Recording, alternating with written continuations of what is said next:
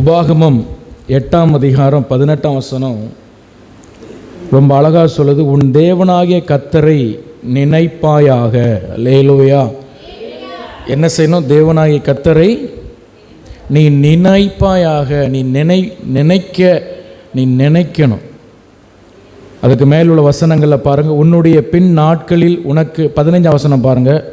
உனக்கு நன்மை செய்யும் பொருட்டு உன்னை சிறுமைப்படுத்தி உன்னை சோதித்து கொள்ளிவாய் சர்ப்பங்களும் தேள்களும் தண்ணீர் இல்லாத வறட்சியும் உள்ள பயங்கரமான பெரிய வனாந்தரம் வழியாய் உன்னை அழைத்து வந்தவரும் உனக்காக பாறையை கண்மலையிலிருந்து தண்ணீர் பாறையான கண்மலையிலிருந்து தண்ணீர் புறப்பட பண்ணினவரும் உன் பிதாக்கள் அறியாத மன்னாவினால் வனாந்திரத்தில் உன்னை போஷித்தோருமாகிய உன் தேவனாகிய கர்த்தரை நீ மறவாமலும். ஹல்லேலூயா, ஹல்லேலூயா. ஆண்டவர் எவ்வளோ அழகாக ஆண்டவர் சொல்கிறார் பாருங்கள். நீ உன் தேவன் என்ன செய்யக்கூடாது? மறக்கக்கூடாது. ஏன்னா இதுவரைக்கும் உன்னை நடத்தினவர் யார்? கர்த்தர். எப்படி நடத்தினாரா? நம்மளை ஆண்டவர் எப்படி நடத்தினாரா? சில நேரங்களில் நம்மளை சிரமப்படுத்துகிறாராம். எதுக்கு சிரமப்படுத்துகிறாரா? உனக்கு நன்மை செய்யும் பொருட்டு. ஹல்லேலூயா.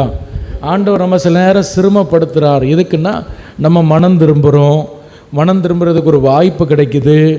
அது மட்டும் இல்லாமல் நம்மளை சோதிக்கிறாரு. நம்மளை கொள்ளிவாய் சர்ப்பங்களும் தேள்களும் உள்ள தண்ணீர் இல்லாத பயங்கரமான ஒரு வாழ்க்கையிலிருந்து நம்மளை நடத்தி கொண்டு வந்திருக்கிறார். அல்லேலூயா. ஆமாம், கொள்ளிவாய் சர்ப்பங்கள், தேள்கள். சர்ப்பங்கள் சொல்லும்போது இப்போ பிசாசின் ஆவிகள், தேள்கள் சொல்லும் பொழுது மனித வல்லமைகள். ஆமேன். இந்த பெரிய வனாந்திரத்தில் ஆண்டவர் வறட்சியான தண்ணீர் இல்லாத நாட்கள் அப்படின்னு சொன்னால் ஆசீர்வாதம் இல்லாத நாட்கள், ஆமேன், நன்மைகள் இல்லாத நாட்கள், நம்ம வாழ்ந்த நாட்கள் ஆண்டவர் நம்ம நடத்தினார். ஆமாதானே? அல்லேலூயா. இப்படியெல்லாம் நடத்தினார். 17ஆம் வசனத்தில் ஆண்டவர் சொல்கிறார், என் சாமர்த்தியமும் என் கைபலனும் என் ஐஸ்வர்யமும் எனக்கு சம்பாதித்தது என்ன நீ உன் இருதயத்தில் சொல்லக்கூடாது. என் எச்சரிக்கையாக இருக்க சொல்கிறார். ஹல்லேலூயா. எப்படி? என் சாமர்த்தியம்தான் இவ்வளவும் செய்தது, என் கையின் திறமையிலாக தான் இவ்வளவு நான் சாதித்தேன். ஆனால் நடத்தினது யார்? ஆண்டவர். கொள்ளிவாய் சர்ப்பங்களில் நம்ம தப்பிச்சது நம்ம சாமர்த்தியமா, நம்ம கை பலனா? இல்லை, கர்த்தர் நம்மை காப்பாற்றினார். ஹல்லேலூயா. தண்ணீர் இல்லாத பயங்கரமான நாட்கள் நம்ம வாழ்க்கையில் இருந்தது. தண்ணீரெல்லாம் குடிக்க தண்ணி உண்டு, ஆனால் வாழ்க்கையில் அடுத்த நிமிஷம் என்ன செய்வோன்னு நம்ம ஜீவனுக்கு கேரண்டி இல்லாத நாட்கள் நம்ம வாழ்ந்தோம். அங்கெல்லாம் ஆண்டவர் நம்மளை காப்பாற்றினார். ஹல்லேலூயா. ஆனால் இப்போ மனிதன் என்ன சொல்கிறான்? இஸ்ரவேல் எனக்கு இருதயத்தில் என்ன நினைக்கிறாங்க? என் சாமர்த்தியத்தினால தான் நான் தப்பிச்சேன். ஹல்லேலூயா. இப்போ நான் நல்லா இருக்கிறது காரணம் யார்? என் கையின் பலன். ஹல்லேலூயா. அதான். ஆமாம், அதனால தான் பாருங்கள் எல்லாரும் ஞாயிற்றுக்கிழமை வேலைக்கு போகிறாங்க. என்ன நினைக்கிறாங்க? நான் எதனால் நான் நல்லா இருக்கேன்? என் சாமர்த்தியத்தினால தான் நல்லா இருக்கேன், என் கையின் பலத்தினால தான் நல்லா இருக்கேன்.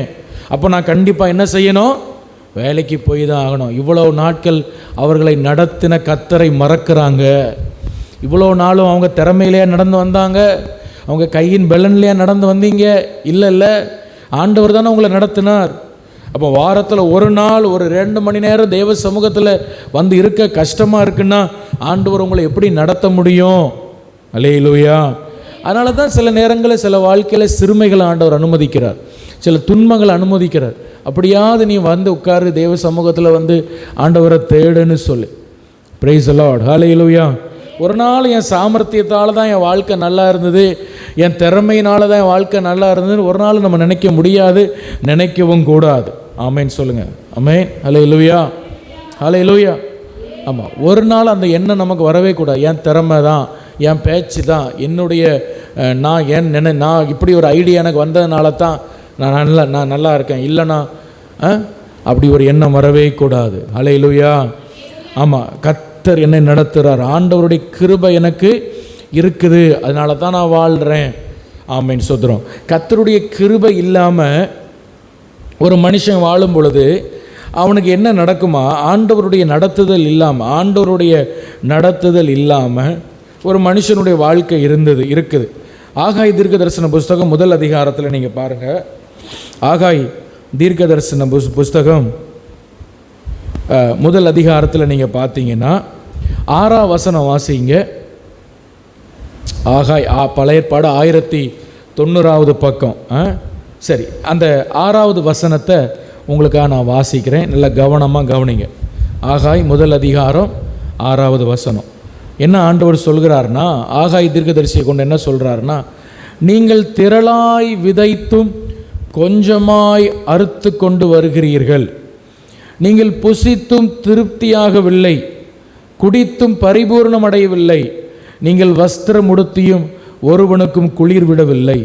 கூலியை சம்பாதிக்கிறவன் பொத்தலான பையிலே போடுகிறவனாய் அதை சம்பாதிக்கிறான். அப்படின்னு ஆண்டவர் என்ன சொல்கிறார் கவனிங்க. இந்த இஸ்ரவேல் ஜனங்கள் சிறையிருப்பிலிருந்து பாபிலோன்லேருந்து இப்போ வெளியே வந்துட்டாங்க. இப்போ இஸ்ரவேல் ஜனங்கள்லாம் அவங்கவுங்க தேசத்தில் ஆண்டவர் அவங்கள உட்கார வச்சிருக்கிறார். தேவாலயம் இடிக்கப்பட்டு இருக்குது. தேவாலயம் எப்படி இருக்குது? ஆகாய் தீர்க்கதரிசன புஸ்தகம் அப்போ தான் அவர் எழுதுகிறார். தேவாலயம் இடிக்கப்பட்டு இருக்கு. ஆண்டவர் சொல்கிறாரு, ஏன் ஆலயம் இடிக்கப்பட்டு இருக்கு? என்ன ஆராதிக்கிறதுக்கான ஒரு இடம் என்னது இல்லை இந்த பூமியில் இல்லை உங்களுக்கு. என் ஆராதனைக்கு நீங்கள் முக்கியத்துவம் கொடுக்கறது இல்லை. அந்த ஆகாய் தீர்க்கதரிசன புஸ்தகம் ஃபுல்லாக நீங்கள் படித்து பாருங்கள், உங்களுக்கு தெரியும். ஆண்டவர் ஆராதனை எவ்வளோ முக்கியத்துவப்படுத்துகிறார், தேவாலயத்தை எவ்வளோ ஆண்டவர் முக்கியப்படுத்துகிறார், சபையை ஆண்டவர் எவ்வளோ முக்கியத்துவப்படுத்துகிறார், அந்த புஸ்தகம் சொல்லுது. அல்லேலூயா, அல்லேலூயா. போய் பாருங்கள், நீங்கள் உங்கள் அதில் முந்தின வசனங்களில் பாருங்கள். உங்கள் வீடு பாழாய் கிடக்கும் பொழுது, அதாவது இந்த வீடு பாழாய் கிடக்கும் போது நீங்கள் மச்சுபாவை போட்ட வீட்டில் தங்கியிருக்கீங்களா? அதனால என்ன சாபம் வருது? என்ன சாபம் வருதான்? தேவனை ஆராதிக்க முக்கியத்துவம் கொடுக்காம, ஆண்டவருடைய உறவுக்கு முக்கியத்துவம் கொடுக்காம, தேவனோடுள்ள ஐக்கியத்துக்கு முக்கியத்துவம் கொடுக்காம, ஜெபத்துக்கு முக்கியத்துவம் கொடுக்காம, இந்த வேத புஸ்தகத்துக்கு முக்கியத்துவம் கொடுக்காம, ஒரு மனுஷன் என் திறமை, என் சாமர்த்தியம், என் வேலைன்னு போய்கொண்டிருந்தா அவன் மேலே ஒரு சாபம் வருதான். அந்த சாபம் என்ன செய்யுதான்? அவன் திரளா விதைக்கிறானா, ஆனால் அறுக்கிறது கொஞ்சமாக அறுக்கிறானா. ஆமென், அல்லேலூயா. என்ன பண்ணுறான்? திரளா விதைக்கிறான். விதைக்கிறதுல அவனுக்கு எல்லாமே தெரியும். அந்த நாட்களில் ஃபுல்லாக வயலில் விதைக்கிறதானே என்னது, ஃபுல்லாக விதைக்கிறான், நல்ல திறமையில் விதைக்கிறான். இப்போ போல் அவங்களுக்கு வேலைகள்லாம் கிடையாது. இப்போ நம்ம செய்கிற அந்த கம்பெனி வேலைலாம் அப்போ கிடையாது அவங்களுக்கு. இல்லை, அப்போ அந்த வயல் வேலை தான் அவங்களுக்கு. வயல், தோட்டம், துறவு, இது தான் அவங்களுக்கு. அப்போ திரளாக விதைக்கிறான். 6 ஏக்கர் 8 ஏக்கர் 10 ஏக்கரில் விதைக்கிறான். ஆனால் அறுவடை அறுத்து எடுத்தால் ஒரு மூட்டை அரிசி கூட ஒழுங்காக வரல. அல்லேலூயா. ஒரு மூட்டை தக்காளி வரல, ஒரு மூட்டை வெங்காயம் வரல. அவன் யோசிச்சு பார்க்க, 10 ஏக்கருக்கு நம்ம விதைச்சோமே, நமக்கு தான் விதைப்பை பற்றி எல்லாம் திறமையும் நமக்கு தெரியுமே, எங்கே விதைச்சா எப்படி கிளறுனா எப்படி கனி கொடுக்கும் நமக்கு தெரியுமே. ஆனால் என்ன வரல? ஆசீர்வாதம் வரல, பலன் வரல. ஆனால் அதை குறித்து யோசனையும் இல்லை. அதுதான் பிரச்சனைங்க. அதை குறித்து என்ன இல்லை? யோசனை இல்லை. இரவும் பகலும் நம்ம உழைக்கிறோமே, நமக்கு வாழ்க்கையில் என்ன ஆசீர்வாதம் இருக்குது அப்படி யோசிக்கிறீங்களா? ஆண்டவர் அதான் கேட்குறார். நீ திறலாம் விதைக்கிற, உன் திறமை, உன்னுடைய தாளந்து, உன்னுடைய சரீரம் பலன் இழந்து போகிற வரைக்கும் நம்ம உழைக்கிறோம். ஆனால் ஆசீர்வாதம் இருக்கா? ஆண்டவர் கேட்குற கேள்விக்கு பதில் சொல்லுங்கள். அல்லேலூயா. இந்த செய்தி யூடியூப்பில் வரும், நானும் குரூப்பில் போடுவேன். அப்போ ஆராதனைக்கு வராதவங்கெல்லாம் அதை கேட்டு உங்களுக்கு நீங்களே பதில் சொல்லிக்கிடணும். உன் திறமை, உன் சரீரத்தில் இருக்கிற எல்லா பலனும் போகிற அளவுக்கு நான் உழைக்கிறோம், சரிதான். ஆனால் ஆசீர்வாதம் இருக்கா? வாழ்க்கையில் நான் ஆசீர்வாதம் இருக்கா? இல்லை. அடுத்தது பாருங்கள், திரளாய் விதைத்தும் கொஞ்சமாக அறுக்கிறீங்க. நீங்கள் புசிக்கிறீங்க, ஆனால் திருப்தி அடைகிறது இல்லை. சாப்பிட்றான் ஆனால் என்னதில்லை? திருப்தி இல்லை. நல்லா சாப்பிட்டோங்கிற திருப்தி இல்லை. அடுத்தது பாருங்கள், குடிக்கிறான், தண்ணி குடிக்கிறான், ஆனால் பரிபூர்ணம் இல்லை. தேவன் இல்லாத, தேவனோடுள்ள சரியான உறவில்லாத ஒரு வாழ்க்கையில் தண்ணி கூட ஒழுங்காக குடிக்க முடியாது, திருப்தியாக குடிக்க முடியாது. அதுதான் தேவனோடு உள்ள உறவுக்கும் தேவன் இல்லாததுக்கும் உள்ள வித்தியாசம். அல்லேலூயா. ஒருவன் தேவனோடு உள்ள உறவில் சரியாக இருந்தானா கஞ்சி குடித்தாலும் அவன் வாழ்க்கை திருப்தியாக இருக்கும், சந்தோஷமாக இருக்கும். அல்லேலூயா. 24 மணி நேரமும் உழைக்கிறோம், 3 வேளையும் பிரியாணி சாப்பிட்டாலும் ஒரு திருப்தி வர்றதில்லை. 3 வேளையும் என்னென்ன பலரசங்கள் குடித்தாலும் ஒரு பரிபூரணம் உண்டாகிறது இல்லை. காரணம் என்னன்னா, தேவன் உங்கள் வாழ்க்கையில் இல்லை, ஆண்டவருடைய பிரசன்னம் உங்கள் குடும்பத்தில் இல்லை, தேவனோட ஐக்கியம் உங்களுக்கு இல்லை. அதுக்கு அடுத்தது பாருங்க, நீங்கள் வஸ்திரம் உடுத்துறீங்க, ஒருவனுக்கும் குளிர் விடலை. ட்ரெஸ்ஸு போடுறான், ஆனால் அந்த ட்ரெஸ்ஸு அவன் ஆசைப்பட்டு தான் வாங்குறான். கடைக்கு போய் அங்கே அந்த ரேக்கில் இருக்க எல்லா ட்ரெஸ்ஸையும் கீழே இழுத்து போட்டு எனக்கு பிடிச்ச சாரின்னு எடுத்துகிட்டு வரான். ஆனால் வீட்டுக்கு வந்து உடுத்தா ஒரு திருப்தி இல்லை. வஸ்திரம் உடுக்கிறான், அவனுக்கு குளிர் விடலை, அவனுக்கு அந்த வஸ்திரம் ஒரு திருப்தி தரலை. ஹல்லேலூயா. அடுத்தது பாருங்க, கூலியை சம்பாதிக்கிறவன் பொத்தலான பையிலே போடுகிறான். கூலியை காலையிலேருந்து நைட்டு வரை சம்பாதிச்சு அந்த காசை என்ன பண்ணுறானா, பொத்தலான பையன். என்னது, அந்த நாட்களில் சாக்கு பையில் போட்டு தான் காசை வீட்டுக்கு கொண்டு வருவாங்க. சின்ன கோணி பை மாதிரி சின்னதாக இருக்கும். ஆனால் அது கீழே என்ன இருக்குன்னா ஓட்டை இருக்கும். கீழே என்ன இருக்குது? ஓட்டை இருக்குது. இவன் அந்த ஓட்டை பையில் காசை போட்டு கொண்டு வரானா. அவன் வரும்பொழுது வழியிலெல்லாம் அந்த தானியம் அந்த காசெல்லாம் சிந்தி வீட்டுக்கு வரும்பொழுது எம்டி பையாக இருக்குது. அப்போ அப்படி ஆண்டவர் சொல்கிறார், நீ காசு சம்பாதிக்கிற, ஆனால் சம்பாதிக்கிற காசெல்லாம் எங்கே போடுற? பொத்தலான பையா உன் வாழ்க்கை இருக்குது. பொத்தலான பையா இருக்குது. எவ்வளவோ சம்பாதிக்கிறோம், ஆனால் கடைசியில் வாழ்க்கையில் முடிவில் யோசித்து பார்க்கும்போது, இரவு படுக்கைக்கு போகும்போது யோசித்து பார்க்கும்போது, என்ன சம்பாதிச்சு என்ன பண்ணோம், வாழ்க்கையில் என்ன பண்ணோம், இத்தனை வருஷம் என்ன செஞ்சோம், எல்லாம் பொத்தலான பை, எல்லாம் வேஸ்ட்டாக போகுது. காரணம் என்ன தெரியுமா? ஆண்டவர் சொல்கிறார் 7ஆம் வசனத்தில், உன் வழியை சிந்திச்சு பாரு. தப்பு என்கிட்ட இல்லை, தப்பு ஆண்டவர்கிட்ட இல்லை, தப்பு உங்ககிட்ட இருக்கு. உன் வழியை சிந்தித்து பார். ஹல்லேலூயா. உன் வழியை சிந்தித்து பாருங்கள் என்று சேனைகளின் கர்த்தர் சொல்லுகிறார்.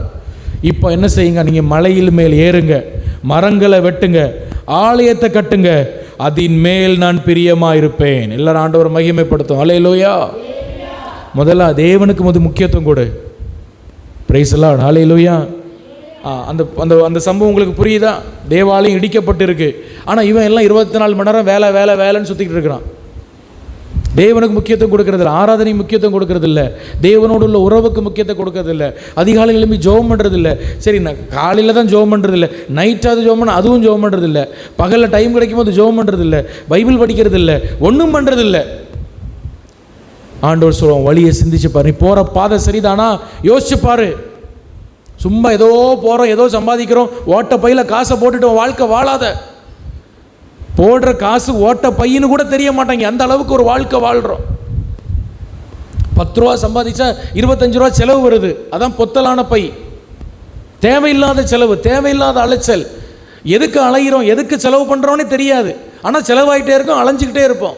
அதான் தேவ ஆசீர்வாதம் இல்லாத ஒரு மனுஷனுடைய நிலைமை இப்படி தான் இருக்கும். அதனால தான் நாங்கள் வாயிலையும் வயிறுலையும் அடிக்கிறோம். ஒழுங்காக ஆராதிக்க வாங்க, ஒழுங்காக ஜெபம் பண்ண வாங்க, ஒழுங்காக ஜெபிங்க, ஒழுங்காக தேவனை தேடுங்க, அதுக்கு முக்கியத்துவம் கொடுங்கன்னு. ஆனால் என்ன சொல்கிறாங்க, என் கையின் திறமையினால் நான் சம்பாதிச்சேன். முடிவு என்ன ஆகுது? பொத்தலான பையில் அவன் காசை போடுற முடிவு எல்லாம் பொத்துன்னு கீழே விழுந்துட்டு தான் போகுது. அது வேற ஒரு அந்த ஆசீர்வாதத்தை வாங்கிட்டு போகிறான். நீ உன் ஓனருக்கு உழைச்சி உன் ஓனர் தான் நல்லா இருக்கான், நம்ம நல்லா இல்லையே, நம்ம வாழ்க்கையில் இன்னும் பிளெஸிங் ஆசீர்வாதம் வரலையே, இன்னும் அடுத்த கட்ட நிலைமைக்கு நம்ம போகலையே. ஹல்லேலூயா. உன் வழியை சிந்திச்சு பாரு. அண்ணன் சொல்றார், தேவாலயத்தை கட்டுங்க, அதில் நான் பிரியமாக இருக்கிறேன், அதனால் என் மகிமை விளங்கும். ஹல்லேலூயா. அப்போ எப்போ நம்முடைய குறைவு மாறும் தெரியுமா? கர்த்தருடைய மகிமை நம்ம வாழ்க்கையில் விளங்கும் பொழுது தான், கர்த்தருடைய மகிமை நம்ம வாழ்க்கையில் வெளிப்படும் பொழுது தான் நம்ம குறைவெல்லாம் மாறுங்க.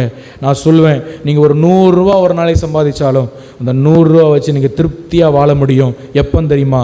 தேவ மகிமை உங்கள் குடும்பத்தில் உங்கள் மேலே இருக்கும் பொழுது எந்த சத்துருவும் உங்கள் மேலே தரித்திரத்தை வைக்கவே முடியாது. ஹல்லேலூயா சொல்லுங்க. ஹல்லேலூயா, ஹல்லேலூயா. இது நான் அனுபவபூர்வமாக நான் அனுபவித்து நான் பேசுகிறேன், ஏதோ சும்மா உணர்ச்சி வசப்படுத்த நான் பேசலை. இப்போ ஆண்டவர் 4 ஆத்மாவாதிங்க வச்சுருக்கார். நாங்கள் ஆரம்ப நாட்கள் ஊழியத்தில் ஆத்துமாக்களே கிடையாது. அவனுக்கு 3 மாதம் இருக்கும் பொழுது அந்த ஊழியத்தை நாங்கள் பொறுப்படுத்தோம். 3 மாதம் குழந்தையோடு அந்த ஊழியத்தில் நாங்கள் கால் வச்சோம். ஒரு பாத்திரத்துக்கு அடுத்த பாத்திரம் எங்களுக்கு கிடையாது, ஒரு ஸ்பூனுக்கு அடுத்த ஸ்பூன் கிடையாது, ஒரு ஃப்ரிட்ஜு கிடையாது, உட்கார ஒரு சேர் கிடையாது எங்கள் வீட்டில். அப்படிப்பட்ட ஊழிய ஆரம்ப நாட்களில் ஆண்டவர் எங்களை திருப்தியாய் நடத்த. என்ன தெரியுமா நான் சொல்லுவேன், சேர் இல்லாத, ஃப்ரிட்ஜ் இல்லாத, சாப்பாட்டுக்கு பருப்பு இல்லாத, அரிசி இல்லாத அந்த வீட்டுக்குள்ள தேவ மகிமை இருந்தது. அதனால நாங்கள் திருப்தியாக வாழ்ந்தோம். ஒரு நாள் எனக்கும் என் மனைவிக்கும் சாப்பாடு இல்லைன்னு சண்டை வந்ததும் கிடையாது, முறுமுறுத்ததும் கிடையாது. அல்லேலூயா, அல்லேலூயா. அந்த இடத்துல எங்களுக்கு தேவையான சாப்பாடை நாங்களே போட்டு, இந்த தக்காளி வெண்டைக்காய் நாங்களே விதை போட்டு நாங்களே அதை அறுவடை செஞ்சு சாப்பிட்ட நாட்கள் உண்டு. அரிசி இல்லாத நாட்கள் உண்டு எங்கள் வாழ்க்கையில். ஒரு நாள் அதுக்காக சண்டைப்பட்டதும் கிடையாது, நாங்கள் உட்காந்து அழுததும் கிடையாது. ஏன்னா என்னது இருக்குதோ இல்லையோ, மனசில் எப்பொழுதுமே ஒரு சந்தோஷம், மனசில் எப்பொழுதுமே ஒரு நிறைவு இருக்கும். ஹல்லேலூயா. ஒரு சைக்கிள் எனக்கு கிடையாது, ஒரு 2 வீலர் பக்கத்தில் ஒரு பையன்கிட்ட கடன் வாங்கிட்டு போவேன். அந்த 2 வீலர் ஒழுங்காக ஓட்டவும் முடியாது. அது 100 நேரம் மிதிச்சாதான் 99வது நேரம் அது ஸ்டார்ட் ஆகும். அப்படி ஒரு 2 வீலர் வாங்கிட்டு போவேன். அப்படியெல்லாம் நாங்கள் ஊழியத்தில் நாங்கள் நடந்தோம். ஆனால் மனசில் ஒரு நாள் ஆண்டவரை ஏன்னு கேட்டதும் கிடையாது, ஒரு துக்கம் வந்ததும் கிடையாது, தலையில் கை வச்சுட்டு உட்கார்ந்த நாட்களும் கிடையாது. சந்தோஷமாக ஊழியம் செஞ்ச காரணம் தெரியுமா, தேவ மகிமை எங்கள் நடுவில் இருந்தது. அல்லேலூயா. நான் தாழ்மையாக சொல்லேன், தேவ பிரசன்னம் எங்கள் குடும்பத்தில் இருந்தது. எப்பொழுதுமே தேவ மகிமை அந்த இடத்துல நாங்கள் வாஞ்சித்தோம். அந்த பூசாத அந்த வீட்டுக்குள்ளே நாங்கள் இருந்து ஜெபித்த நாட்கள், கண்ணீர் வடித்த நாட்கள், மகிமையான நாட்கள். இன்றைக்கி நான் நினைக்கும் போது ஆண்டவரை ஸ்தோத்திரம் பண்ணுகிறேன். ஹல்லேலூயா, ஹல்லேலூயா. அப்போ நான் என்ன சொல்கிறேன்னு உங்களுக்கு புரியுதா? நம்ம சம்பாதிக்கிற தப்பு இல்லை, நம்ம உழைக்கிற தப்பு இல்லை. ஆனால் தேவன் இல்லாத ஒரு வாழ்க்கை பொத்தலான பை, ஓட்டையான வாழ்க்கை. நம்ம வாழ்க்கையில் கடைசியில் 50, 60 வருஷம், 70 வருஷம், 80 வருஷம் வாழ்ந்து முடிச்ச போகிறதான் நம்ம ஒரு ஓட்டையான வாழ்க்கை வாழ்ந்துருவோம், நமக்கு புரியும். அப்படி பிசாசு நம்மளை வஞ்சித்து வைப்பான். அதனால கர்த்தர் சொல்கிறார், நீ என்னை நினைப்பாயாக. எல்லாரும் ஆண்டவரை மகிமைப்படுத்தும். அல்லேலூயா. நீ கர்த்தரை நினைப்பாயாக. ஒரு விசை கூட அந்த வசனத்தை வாசிங்க. உபாகமம் 8ஆம் அதிகாரம் 18ஆம் வசனம். உன் தேவனாகிய கர்த்தரை நினைப்பாயாக. அல்லேலூயா. அவரை நினைச்சுக்கோ. உன் வாழ்க்கையில் ஒவ்வொரு அடியிலையும், ஒவ்வொரு பகுதியிலும், உன் வாழ்க்கையில் ஒவ்வொரு பகுதியிலும் நீ கர்த்தரை நினைத்துக்கொள். ஆமென். ஹல்லேலூயா. நினைக்கிறதுனா என்னது? அதுதான் குறித்து இன்றைக்கி நம்ம படிக்க போகிறோம். கர்த்தரை எப்படி நினைக்கணும், கர்த்தரை நினைக்கிறதுனால நம்ம வாழ்க்கையில் வருகிற ஆசீர்வாதம் என்ன? அவர் சொல்கிறார், நீ என்னை நினைத்தால் உனக்கு ஐஸ்வர்யத்தை சம்பாதிக்கிற பெலனை நான் உனக்கு கொடுக்கிற தேவன். ஹல்லேலூயா, ஹல்லேலூயா. அப்போ பணத்தை சம்பாதிக்கலாம், ஐஸ்வர்யம் எங்கே இருந்து வரும்? நான் சொல்கிறது புரியுதா? பணம் வேற, ஐஸ்வர்யம் வேற. பணம் சம்பாதிக்கிறவன் எல்லாரிடத்துலையும் ஐஸ்வர்யம் இல்லை. ஹல்லேலூயா. 1 லட்ச ரூபா சம்பாதிக்கிறான், 2 லட்ச ரூபா செலவு வருது. நீங்கள் நினைக்கிறீங்க 1 லட்ச ரூபா சம்பாதிக்கிறான் மாதம், 1 லட்ச ரூபா சம்பாதிக்கான், நமக்கெல்லாம் 1 லட்ச ரூபா வந்தால் எப்படி இருக்கும் அப்படி நம்ம யோசிக்கும். ஆனால் அவனுக்கு 1 லட்ச ரூபா வருது, ஆனால் செலவு எத்தனை இருக்குது? 3 லட்சம் இருக்குது. ஹல்லேலூயா. 1 கோடி வருது, ஆனால் செலவு 3 கோடி இருக்கே. அப்போ இதெல்லாம் என்ன ஆசீர்வாதம், என்ன ஐஸ்வர்யம்? பைபிள் சொல்லுது, ஆமென், கர்த்தருடைய ஆசீர்வாதமே ஐஸ்வர்யத்தை தரும். ஹல்லேலூயா. அப்போ பணம் நம்ம சம்பாதிக்கலாம், ஐஸ்வர்யம் நம்ம சம்பாதிக்க முடியாது. நல்லா புரியுதா உங்களுக்கு? யூடியூப்பில் கேட்குறவங்களும் நல்லா கவனிக்கிறீங்களா? பணம் நம்ம சம்பாதிக்கலாம், நமக்கு திறமை இருக்குது, ஆண்டவர் ஞானம் கொடுத்துருக்க, சம்பாதிக்கலாம். ஐஸ்வர்யம் சம்பாதிக்க பெலன் கர்த்தரிடத்திலிருந்து வருகிறது. ஹல்லேலூயா, ஹல்லேலூயா. அதான் சொல்றார், உனக்கு ஐஸ்வர்யத்தை சம்பாதிக்கிற பெலனை நான் தர்றேன். ஹல்லேலூயா. ஐஸ்வர்யத்தை சம்பாதிக்கிற பெலன், உன் பிள்ளைகளை காப்பாற்றுகிற ஒரு பெலன். ஐஸ்வர்யம் சொல்லும்போது வெறும் பணம் மட்டுமல்ல, நம்முடைய ஜெபம், நம்முடைய கண்ணீர், நம்முடைய பிள்ளைகளுக்காக நம்ம வாழ்கிற வாழ்க்கை, இது எல்லாம் அவர்களுக்கு ஐஸ்வர்யமாய் திரும்பி போகும். Praise the Lord. ஹல்லேலூயா. நம்ம பிள்ளைகளுக்காக பெருசாக சம்பாதிக்கணும்னு நீங்கள் நினைக்கிறீங்க, ஒருவேளை முடியாட்டால் கூட ரொம்ப வருத்தப்படாதீங்க. நான் சொல்லுவேன், உங்கள் பிள்ளைகளுக்காக நீங்கள் பணம் சம்பாதிச்சு வைக்கிறது கூட அவங்களுக்கு எந்த அளவுக்கு உதவியாக இருக்கும் எனக்கு தெரியல. ஆனால் நீங்கள் பிள்ளைகளுக்காக நீங்கள் வடிக்கிற கண்ணீர் ஜெபங்கள், அதுதான் உங்கள் பிள்ளைகளுக்கு ஆசீர்வாதம். ஆமென் சொல்லுங்கள். ஹல்லேலூயா, ஹல்லேலூயா. ஆமாம், என்னுடைய மனைவியினுடைய அப்பா அம்மா ஊழியம் செஞ்சாங்க. அவங்க பெரிய அளவில் சம்பாதிக்கவும் இல்லை, ஒரு வீடு கட்டலை, ஒரு ஒரு இடம் அவங்களுக்கு கையில் கிடையாது. எல்லாமே அவங்களுக்கு வர்ற எல்லா வருமானத்தையும் ஊழியத்துக்கு தான் செலவு பண்ணாங்க. ஏதாவது காசு வந்துன்னா அதை வாங்கி அதை எங்கேயாவது சர்ச்சை கட்டி வச்சு அந்த சர்ச்சை ஸ்தாபனம் பேரில் எழுதி கொடுத்துருவாங்க. அவங்களுக்கு சொந்தமாக வர்ற காசை எடுத்து அதில் ஒரு லேண்டை வாங்கி அந்த லேண்டை ஸ்தாபனத்துக்கு எழுதி கொடுத்துருவாங்க. சம்பாதிக்கிற பணத்தை எல்லாம் ஊழியத்தில் தான் போட்டாங்க. பிள்ளைகளை 3 வரை படிக்க வச்சாங்க, அவ்வளவுதான். அவங்க சொந்தத்தில் படித்தவங்க நிறைய பேர் உண்டு. அவங்க சொந்தத்தில் டாக்டர்ஸ் உண்டு, அவங்க சொந்தத்தில் போலீஸ் அதிகாரிகள் உண்டு, அவங்க சொந்தத்தில் இன்ஜினியர்ஸ் உண்டு, பெரிய பெரிய ஆஃபீஸர்ஸ் அவங்க சொந்தங்களில் உண்டு. அவங்க மட்டும் ஊழியத்தில் இருந்தாங்க. கடந்த நாட்களில் பிள்ளை 2வது பிள்ளை பிறந்திருக்கும் பொழுது அந்த அவங்க சொந்தங்களில் அந்த சொந்தக்காரங்க ஒருத்தவங்க வந்திருந்தாங்க என் வீட்டுக்கு. அவங்க 2 பேருமே அவங்களுடைய கணவர் வெளிநாட்டில் சம்பாதிச்சவர், வெளிநாட்டில் பல ஆண்டுகளை சம்பாதிச்சவர். இந்த அம்மா டீச்சராக இருந்து சம்பாதிச்சவங்க, டீச்சர், பெரிய டீச்சர், கவர்மெண்ட் ஸ்கூலில் பெரிய டீச்சர் பொசிஷனில் இருந்தவங்க. இன்றைக்கி அவங்களுக்கு பென்ஷன் வருது. அவங்க என்னுடைய மனைவியை பார்த்தும் என் மனைவியுடைய சகோதரி அங்கே இருக்கிறாங்க, அவங்க 2 பேரையும் பார்த்து சொன்ன ஒரு வார்த்தை என்ன தெரியுமா? அவங்க சொன்ன வார்த்தை அவங்க மனைவியும், என் மனைவி இருக்காங்க, மனைவியுடைய சகோதரிக்கு 2 பேருமே பார்த்து சொன்னாங்க, உங்கள் அம்மா, இதே வார்த்தை சொன்னாங்க. எனக்கு அந்த வார்த்தை இன்னும் மறக்கலை. உங்கள் அம்மா ஒரு பெரிய கவர்மெண்ட் ஆஃபீஸராக இருந்தால் கூட இன்றைக்கி இந்த அளவுக்கு ஆண்டவர் உங்களை ஆசீர்வதிச்சிருக்க மாட்டார். உங்கள் அம்மாவுடைய ஜெபமும் கண்ணீரும் தான் நீங்கள் ஆசீர்வாதமாக இருக்கிறதுக்கான காரணம். ஹல்லேலூயா. யாருக்கு வாயிலிருந்து வருது? பெரிய கவர்மெண்ட் டீச்சராக இருந்து ரிட்டையர்ட் ஆகி இன்றைக்கி பல ஆயிரம் சம்பளம், பென்ஷன் மட்டுமே வருது. அவங்க வாயிலிருந்து சொல்கிற வார்த்தை என் மனைவியை பார்த்து, உங்கள் அம்மா பெரிய கவர்மெண்ட் டீச்சராக இருந்தால் கூட இந்த அளவுக்கு நீ ஆசீர்வாதமாக இருக்க மாட்ட. அவங்களுடைய ஜெபமும் கண்ணீரும் தான் இன்றைக்கி உன்னை ஆசீர்வாதமாக வச்சுருக்கு. ஹல்லேலூயா. ஏன்னா அவங்க பார்க்குறாங்க, அவங்க பிள்ளைகளுடைய வாழ்க்கையை பார்க்குறாங்க, ஜெபிக்கிற பிள்ளையுடைய வாழ்க்கையை பார்க்குறாங்க. நல்லா புரிந்து கொள்ளுங்க.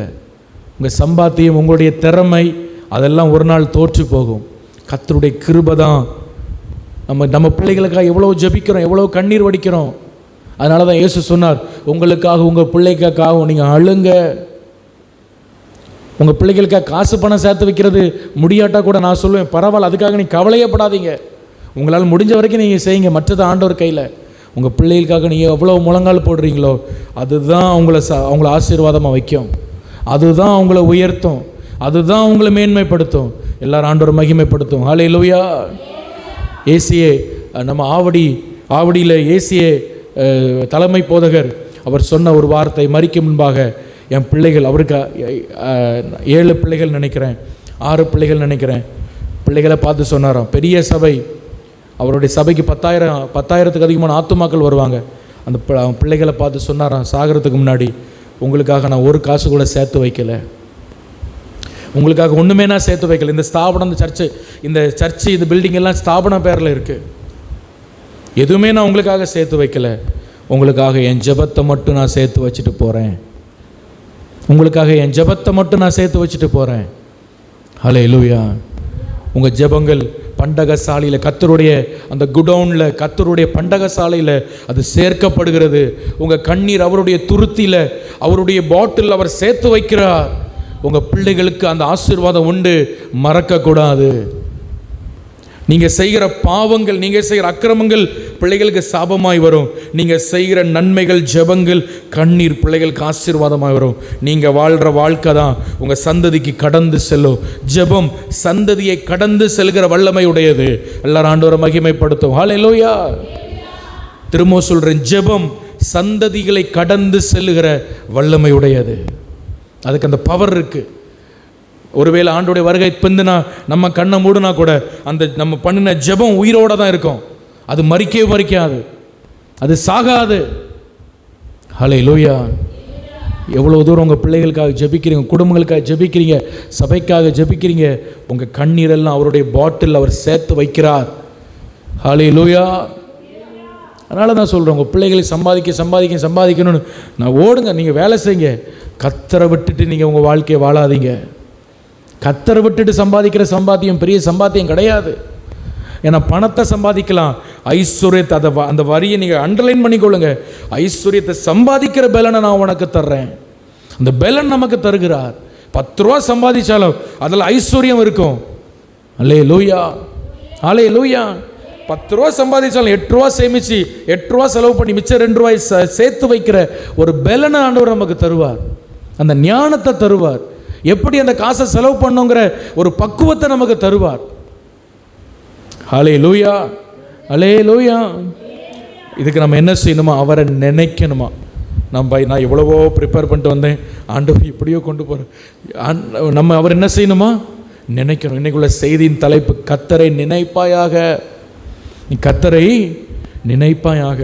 ஆதியாகமம் புஸ்தகம் 6ஆம் அதிகாரம் 5ஆம் வசனத்தில் பார்க்கிறோம். ஆதியாகமத்தின் புஸ்தகம் 6ஆம் அதிகாரம் 5ஆம் வசனம். மனுஷனுடைய, வாசிக்கிறீங்களா? வாசிங்க. ஆதியாகமம் 6:5. மனுஷனுடைய அக்கிரமம் பூமியில பெருகிச்சு. எப்படி பெருகிச்சா? மனுஷன் என்ன அக்கிரமம் செஞ்சானா, அவன் கையிலால் அக்கிரமம் செஞ்சதை விட அவனுடைய இருதயத்தின் நினைவு தோற்றமெல்லாம் நித்தமும் பொல்லாததாக இருந்தது. அவன் நினைக்கிற நினைப்பு, உங்களுக்கு புரியுதா நான் சொல்றது? ஆண்டவர் பூமியை பார்க்குறாரு.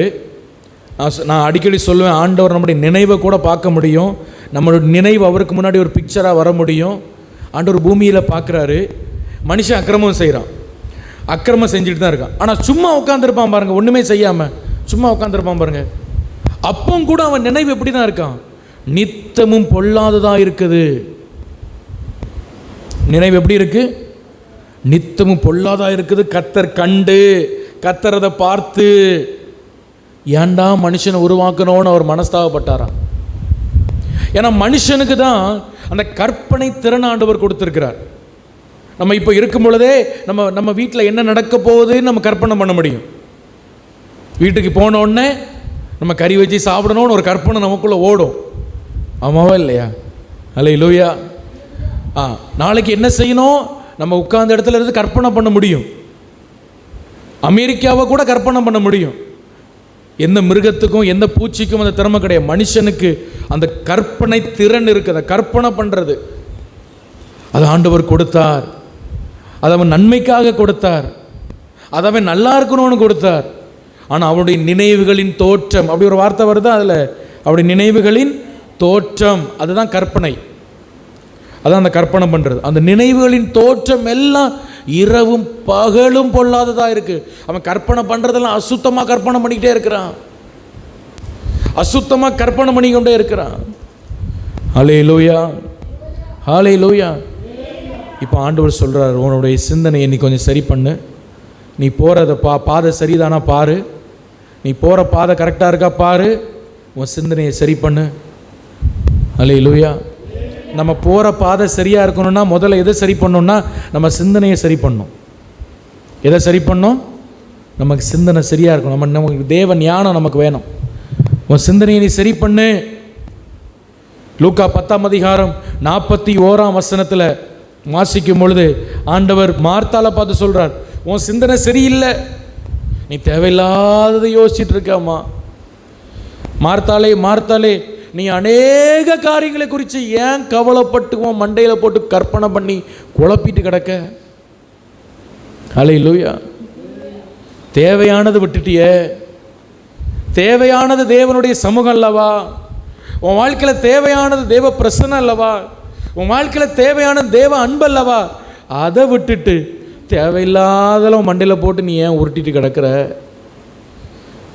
லூக்கா 10:41, மார்த்தாளே மார்த்தாளே, நீ அநேக காரியங்களை குறித்து கவலைப்பட்டு நீ கலங்குகிறாய். உன் வாழ்க்கையில் ஒன்றுமே நீ செய்ய முடியல. ஒரு சின்ன ஒரு சாப்பாடு கூட உன்னால் ஒழுங்கு பண்ண முடியல. ஆனால் உன் மண்டையில் போட்டு நீ தேவையில்லாத போட்டு நீ குழப்பி கொண்டு இருக்கிறாய். உடைய கர்த்தரை நினைக்கிற நினைவு உங்களுக்கு உண்டாகட்டும். ஹல்லேலூயா. ஆமாம், ஒரு மனுஷனுக்கு ஏன் மறதி வருது? கற்பனை இந்த கர்த்தரை நினைக்கிற நினைப்பை விட்டு அவனுக்கு அந்த மறதி, ஹல்லேலூயா, அந்த மறதி, கர்த்தரை நினைக்கிறத நினைக்க முடியல. காரணம் என்னன்னா, பல விஷயங்களை மண்டையில் போட்டு உருட்டி உருட்டி யோசி அதை பண்ணுறதா இதை பண்ணுறதான்னு யோசிக்கிறதுனால கர்த்தரை நினைக்கிறதுக்கான ஒரு டைமே அவங்களுக்கு கிடைக்க மாட்டேங்குது. அப்படி தானே? நான் சொல்கிறது சரியா இல்லையா? கர்த்தரை நினைக்கிறதுக்கு, கொஞ்ச நேரம் உட்காந்து ஜெபம் பண்ணுறதுக்கு, பைபிளை வாசிக்கிறதுக்கு நமக்கு டைம் இல்லை. ஏன்னா காரணம் என்னன்னா, மார்த்தாளை போல பல விஷயங்களை போட்டு இருதயத்துக்குள்ளே போட்டு சிந்தையில் போட்டு நம்ம யோசிச்சு கற்பனை பண்ணி கொண்டே இருக்கிறோம். அல்லேலூயா. ஆனால் இந்த கற்பனை திறனை நம்ம வந்து எப்படி நன்மையாக மாற்றுறது, எப்படி ஆசீர்வாதமாக மாற்றுறது, அதை பொறுத்து தான் கர்த்தரை நம்ம நினைக்க முடியும். சரியா? சரி, இப்போ கர்த்தரை நினைக்கணும் அப்படின்னா நம்ம எப்படி மாறணும் தெரியுமா? முதல்ல ஒரு குழந்தையாக நம்ம மாறணும். எப்படி மாறணும் சொல்லுங்க? ஒரு குழந்தையாக மாறணும். வாசிங்க லூக்கா 18ஆம் அதிகாரம் 15ஆம் வசனம். லூக்கா 18ஆம் அதிகாரம் 16ஆம் வசனம். 15, 16. லூக்கா 18, 15, 16. பின்னும் குழந்தைகளையும் அவர் தொடும்படிக்கு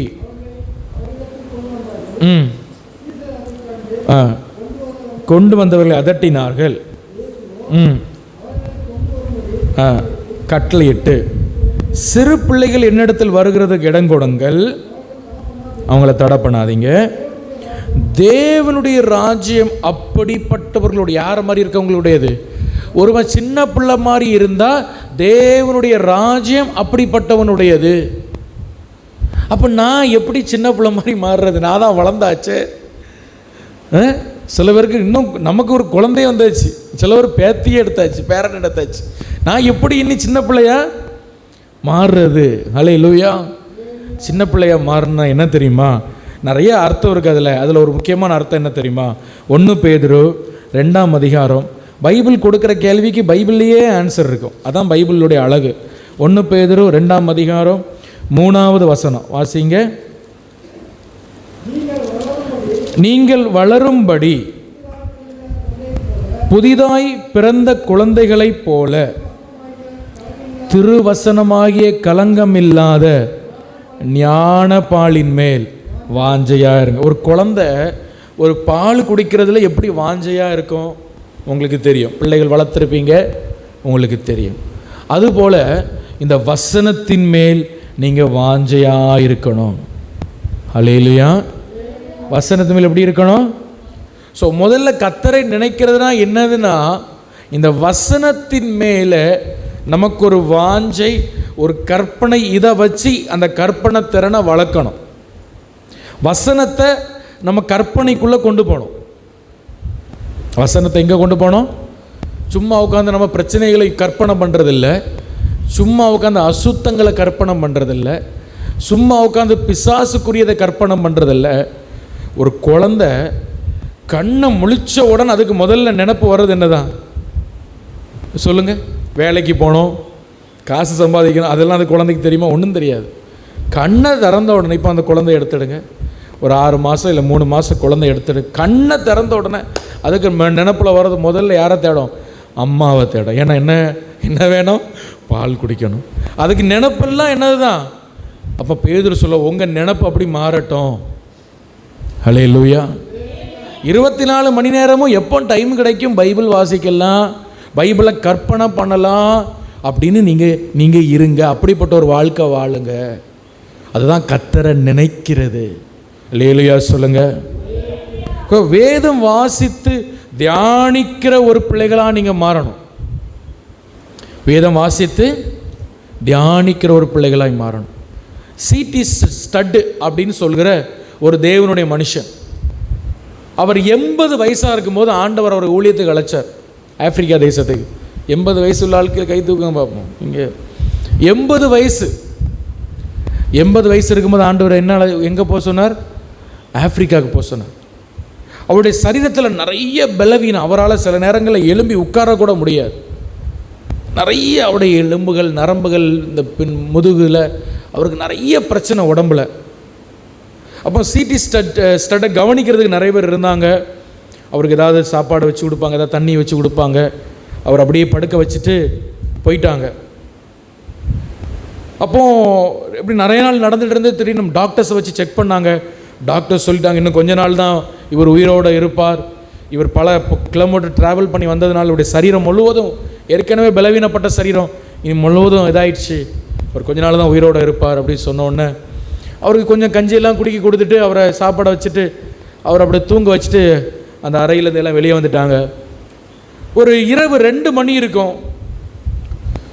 என்ன நினச்சாங்கன்னா, இப்போ இவர் எப்படி சிடி ஸ்டட் என்ன பண்ணிட்டு இருக்கிறாரோ தெரியலையே, நம்ம சாப்பாடு கொடுத்தோமே ஒழுங்காக தூங்குறாரா, அவருக்கு உடம்புல அவ்வளோ பெயின், எந்த பக்கம் திரும்பி படுத்தாலும் உடம்பு வலிக்கும், அப்படி உடம்புல பலவீனம் இருக்க, என்ன பண்ணுறான்னு சொல்லி அந்த அறையை மெதுவாக திறந்து பார்க்கும் பொழுது அவர் அந்த அறையில் ஒரு ஒரு ஒரு மண்ணெண்ணை விளக்கு எடுத்து அதை கொளுத்தி பைபிளை திறந்து அந்த விளக்கு வெளிச்சத்தில் அந்த வேதத்தை வாசித்து கொண்டிருந்தாரான்.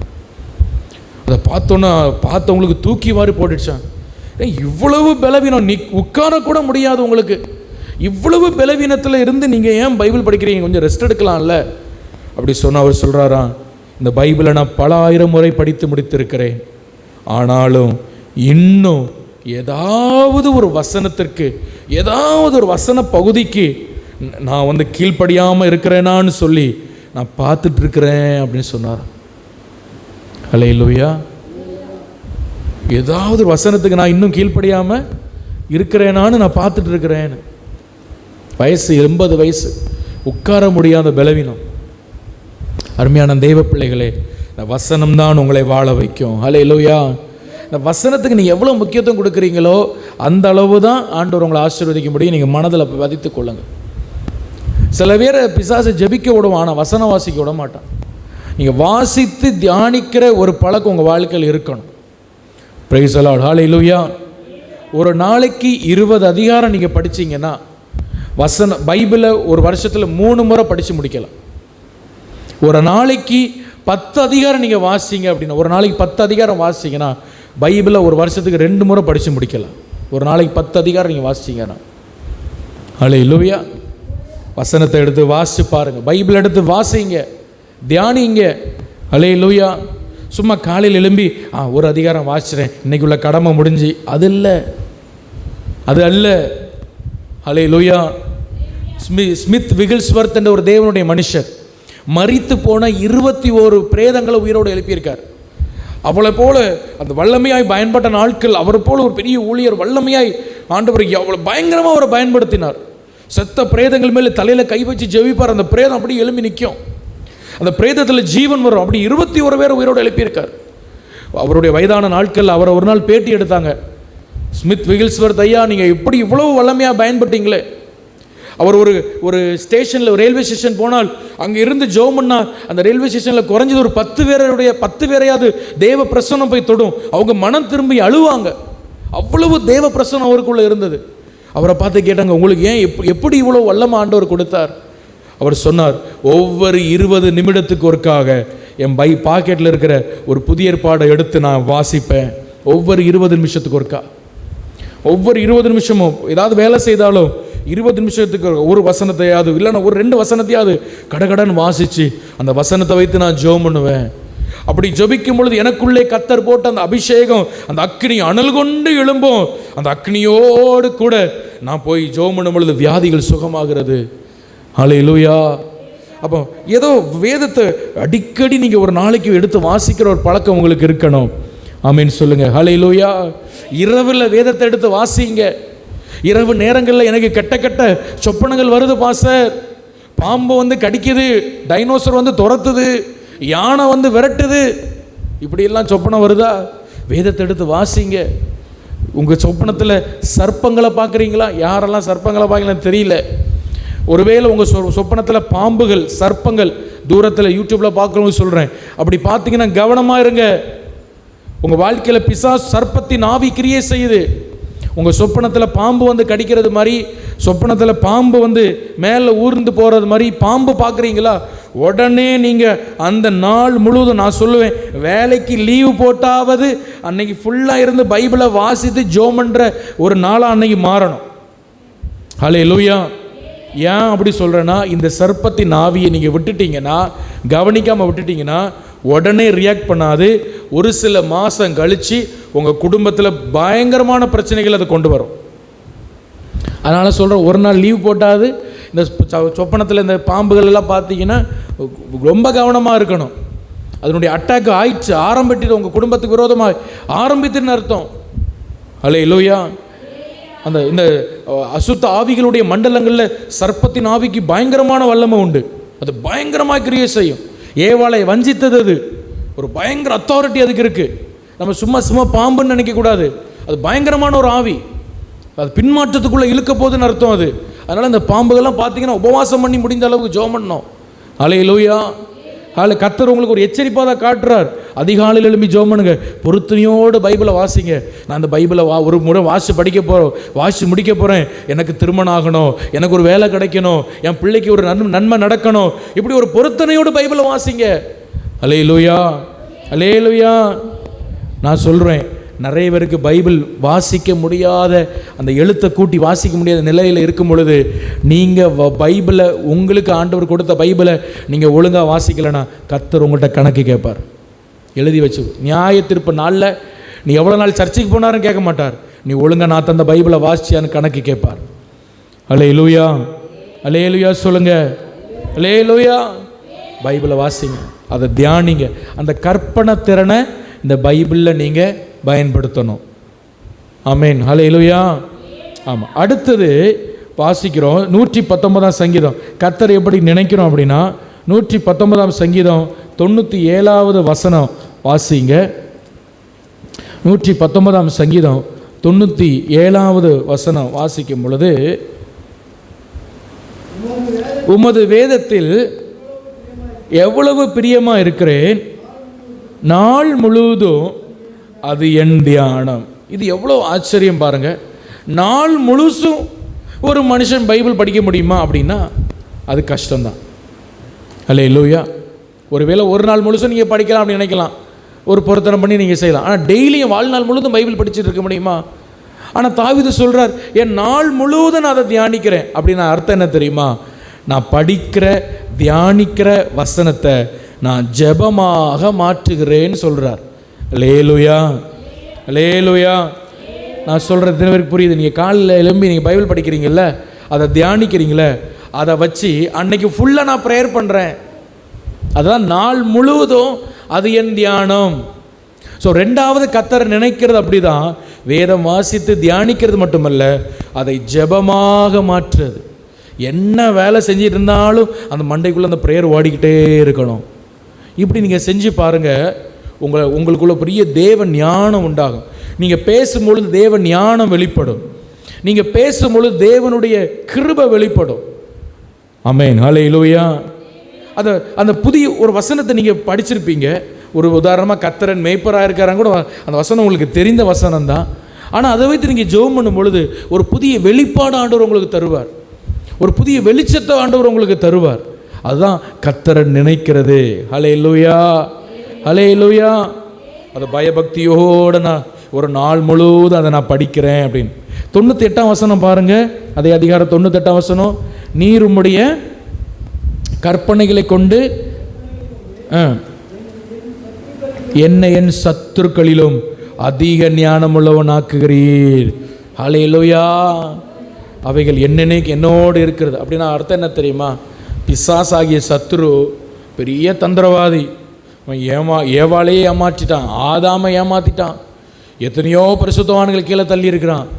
தாவீது சொல்கிறார், அந்த கற்பனை, அந்த வசனத்தை நான் ஜபிக்க பிசாசை விட அதிக ஞானமுடையவனா நான் மாறுறேன். பிசாசை விட அதிக ஞானம் எனக்கு உண்டாகிறது.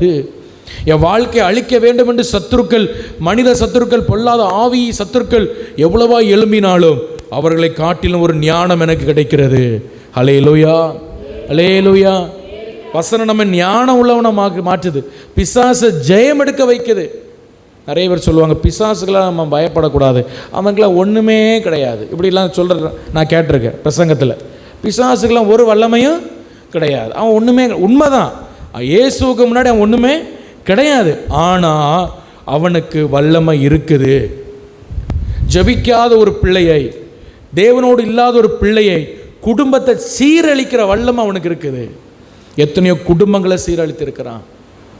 கொஞ்சம் கவனம் சிதறினால் பரிசுத்தவான்களை கீழே தள்ளி அவருடைய சந்ததிகளை அழித்திருக்கிறான். வேதத்தில் நம்ம எவ்வளோ வாசிக்கிறோம். ஹல்லேலூயா. இயேசுவுக்கு முன்னாடி அவனுக்கு வல்லமை இல்லை, உண்மைதான்.